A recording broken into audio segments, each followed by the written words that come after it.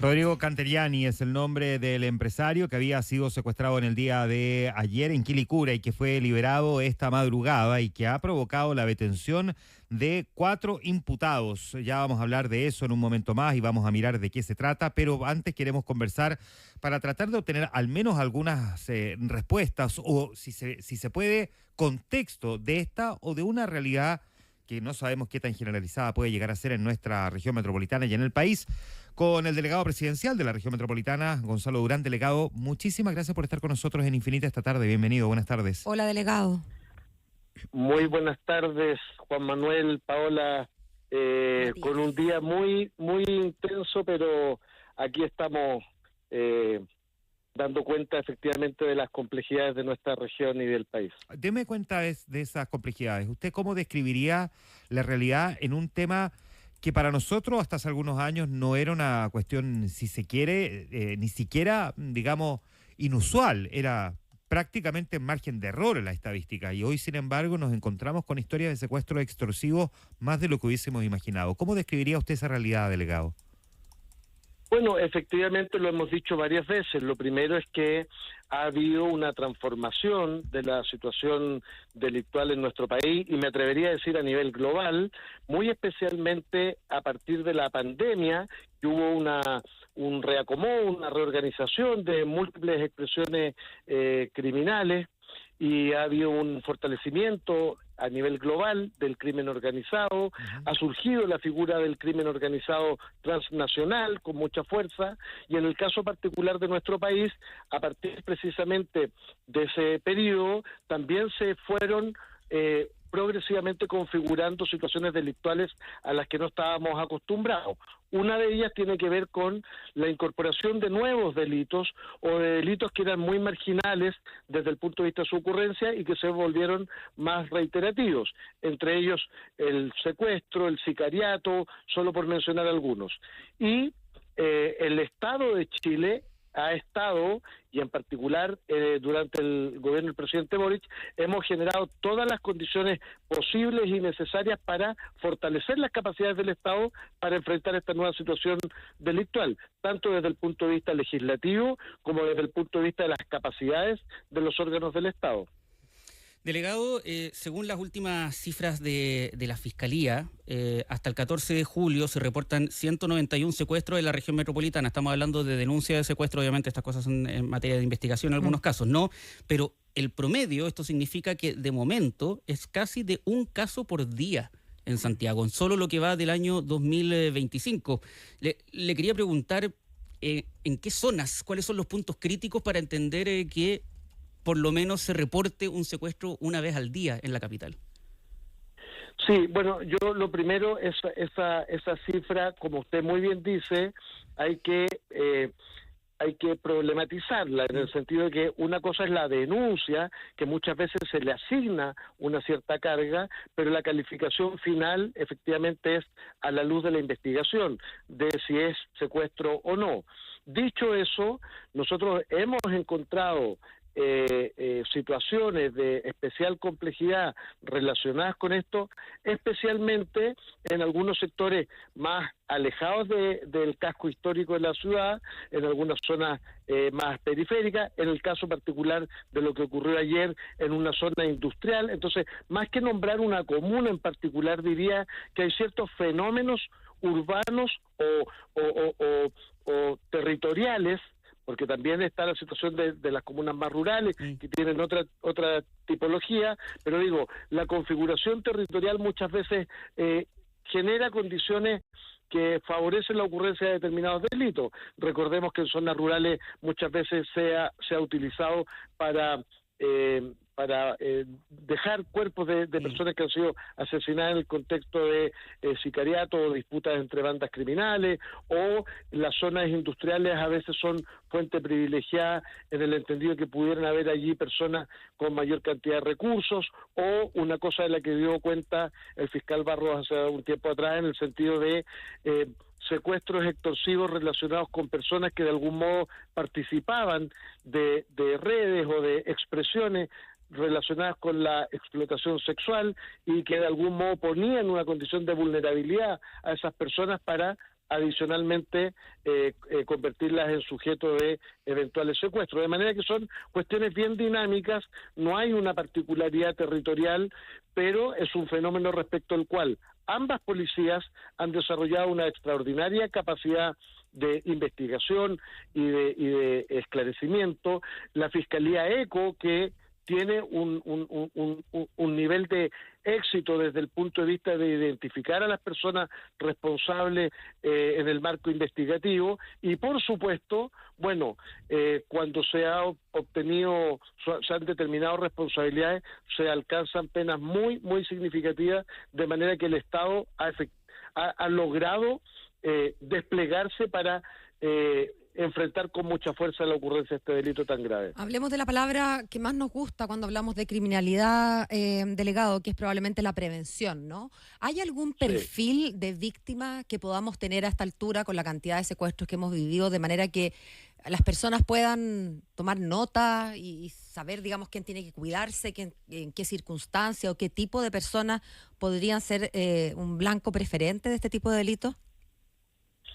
Bueno, yo siempre creo que es importante decir, basta con que haya un secuestro para que sea una situación grave, delicada y compleja, y por eso es tan importante cómo el Estado se ha fortalecido y todo lo que ha hecho el gobierno en esta materia.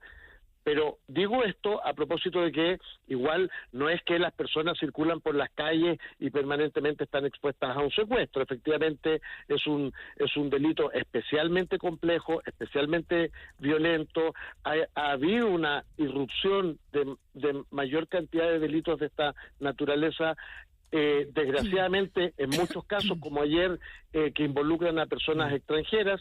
Por supuesto, esto no significa estigmatizar a los extranjeros, sino de algún modo la importación de un delito de esta complejidad.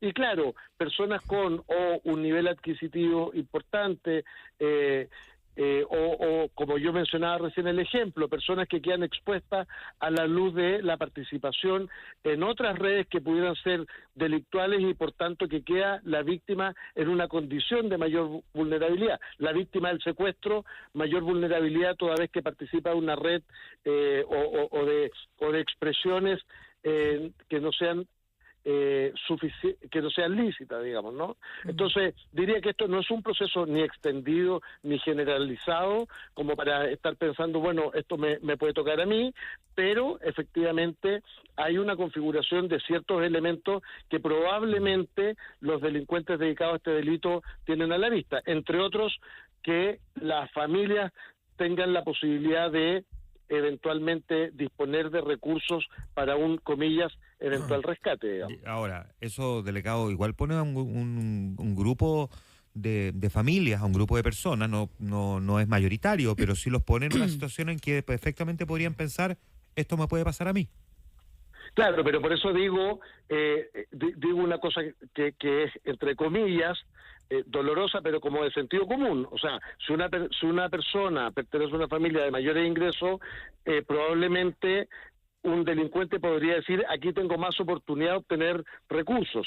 Dicho eso, lo cierto es que este no es un delito que esté extendido a un nivel en que tengamos que decir, basta con tener recursos para tener resguardos excesivamente distintos de los que tiene cualquier persona. ¿Cuál sería, perdón, delegado, cuál sería para entender bien entonces lo que habría que comprender, la extensión para que alguien efectivamente no vaya a sentir esa legítima preocupación? Estoy pensando en que también uno podría pensar por la cantidad de autos que hay en Chile, se roban pocos autos en la autopista, por la cantidad impresionante de autos que hay en Chile, o de celulares que hay en Chile, uno podría decir se roban pocos celulares, pero el tema es ¿cuándo entonces uno debería pensar en tomar algún resguardo particular, más allá del que legítimamente está tomando la autoridad? Porque no quiero que se entienda esto como una crítica hacia la autoridad y que no esté la autoridad haciendo algo, porque evidentemente se sabe que lo está haciendo, pero ¿cuándo entonces debería alguien considerar que puede eventualmente, si tiene recursos, ser objeto de un secuestro como este? Porque a lo mejor no piden la misma plata, a lo mejor piden menos, a lo mejor buscan otra cosa. Lógico. Lógico. Bueno, de hecho, en un momento hubo una proliferación de delitos vinculados a la amenaza Sí, pues, explosiva. claro. Ustedes se recordarán, la banda Los Pulpos, entre otros, que actuaban sobre pequeños comerciantes con pequeños negocios por pequeñas cantidades de recursos, pero la condición extorsiva efectivamente ocurría. Entonces, lo que quiero decir no es que todos los ciudadanos no tengamos que tener siempre en materia de seguridad, en un sentido amplio, consideraciones de autocuidado, en fin, sino que el peso principal efectivamente está en el Estado, en sus instituciones, en las policías y en la capacidad, por supuesto, de perseguir delitos de esta gravedad con la mayor eficacia, con el propósito de que sea un desincentivo para la comisión de estos delitos. En general, el delito de secuestro en nuestro país es un delito que termina con personas identificadas como responsables y puestas a disposición de la justicia, y eso da cuenta de que el foco principal tiene que estar puesto en las capacidades del Estado. Entonces, no es que legítimamente alguien no puede tener una cierta preocupación, lo que digo es, no es un delito en virtud del cual, como ocurre en otros países, las personas, no sé, andan con guardaespaldas, andan armadas. No es la situación de nuestro país, Claro. porque en nuestro país lo que hay es que las instituciones del Estado a cargo de la seguridad han sido especialmente fortalecidas y han sido especialmente diligentes en la persecución penal y policial de estos delitos, y esperamos que eso siga fortaleciéndose y consolidándose. Estamos conversando con el delegado presidencial de la región metropolitana, Gonzalo Durán. Delegado, déjeme preguntarle también por lo que se dio un hito esta semana, una semana desde que se empezó a aplicar la primera parte de este operativo para sacar el comercio irregular del barrio Meix, ¿no? Estaba revisando algunas declaraciones de locatarios que valoraban justamente esta primera etapa, pero sabemos también que queda bastante. ¿Cuál es la evaluación que se hace estos días respecto a cuántos toldos azules se lograron retirar y lo que se viene durante las próximas semanas para seguir avanzando? Sí, la evaluación es muy positiva hasta ahora, pero efectivamente esto es solo una primera dimensión. Lo que hemos señalado es que esto es un trabajo progresivo, integral, interinstitucional, que significa, primero, recuperar el espacio público, recuperar la calle, especialmente del comercio irregular y de otras expresiones sociodelictuales que se generaban como consecuencia de la disputa de ese territorio. En particular me refiero a la proliferación de los toldos azules.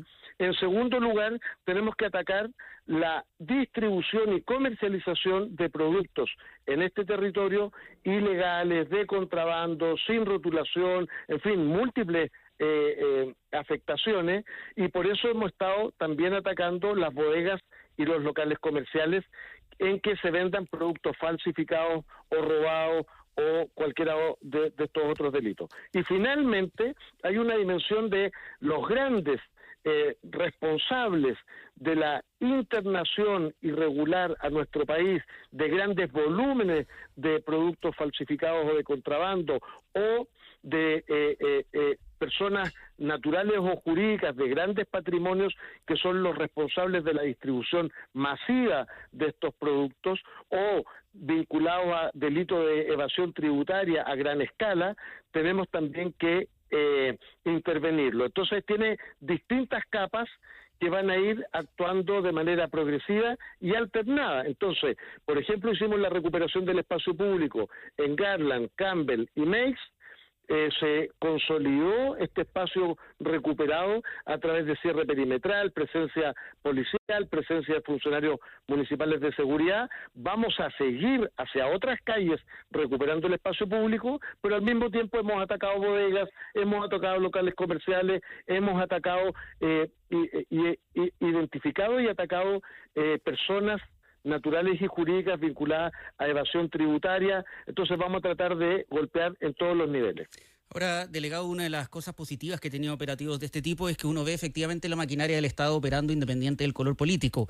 Sí. Nosotros cada vez que hemos hablado con el alcalde de Santiago, Mario Desbordes, él dedica un tiempo a destacar su trabajo y a hablar de la buena relación que tienen. Dicho eso, Hoy día hubo un enfrentamiento entre la ministra vocera de gobierno y el alcalde Mario Desbordes. La ministra dice primero que fue una decisión política el hacer este operativo en el barrio Meix. El alcalde Mario Desbordes dice que está mintiendo, que esto parte de la municipalidad. La vocera responde y dice que las intervenciones en Meix comienzan en el año 2022. ¿Quién tiene la razón en eso?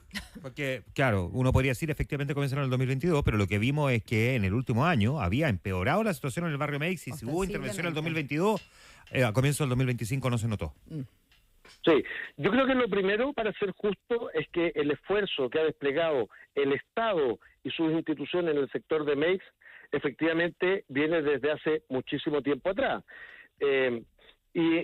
Y cuando digo desde hace muchísimo tiempo atrás me refiero a distintos gobiernos y distintos alcaldes o alcaldesas. Segundo, efectivamente en el barrio de Meix han habido intervenciones muy importantes con anterioridad. Solo por mencionar una. Uy, no alcanzó a mencionar ni una. Era el tesoro. Pero teníamos justo. ahí. Sí, vamos a tener que... Y el asesino es como... Claro. No es, sí. Por distintas razones. Ah, Ahí está. Delegado. Lo hemos dejado, Espéreme, dejado de escuchar, a ver si puede volver. Retroceda. Dijo número 1 y ahí se cortó. Y ahora se volvió a cortar. Ay, Ahí sí, delegado. Sí. Ya, ahí sí. ¿Me fui? Sí, pero volvió. Pero Dijo volvió. número 1 y Bueno. lo dejamos de escuchar, entonces nos quedamos porque, con... perdón, delegado, pero usted Perdón. hacía el énfasis en que se han hecho intervenciones en distintos gobiernos y en distintas administraciones y ahí quedó. Municipales. Eso es lo primero. Lo segundo, estaba recordando una mega intervención de harto tiempo y con mucho recurso policial y del Estado que dirigió la ex delegada presidencial Constanza Martínez, ustedes se recordarán.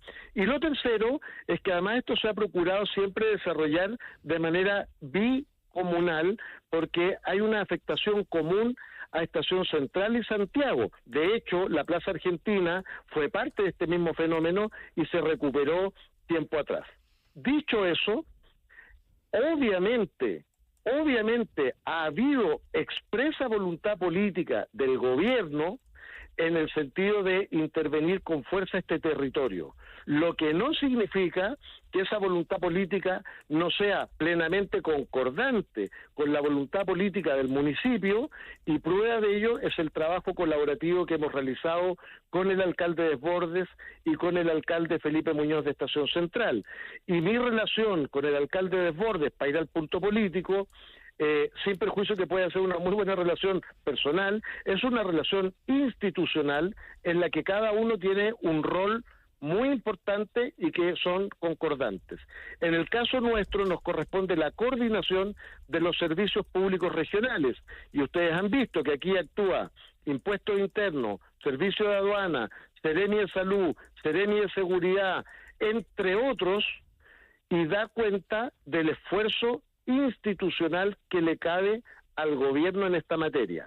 Y el municipio ha desplegado, por supuesto, una extraordinaria capacidad también a través de los equipos municipales de seguridad, la disposición de recursos para reforzar cada uno de los espacios recuperados, el trabajo de información sobre las bodegas y otras situaciones de ilegalidad, de manera que acá hay una voluntad política compartida y creo que eso es lo relevante y lo que la ciudadanía espera de nosotros. Delegado presidencial, gracias por conversar esta tarde con nosotros en Lo que Faltaba. Muchísimas gracias, Gonzalo Durán, por estar en Infinita. Buen fin de semana, Muchas delegado. gracias a ustedes, que estén muy bien, gracias. Igual, Gracias, chao. delegado, muchas gracias. 6:27 minutos.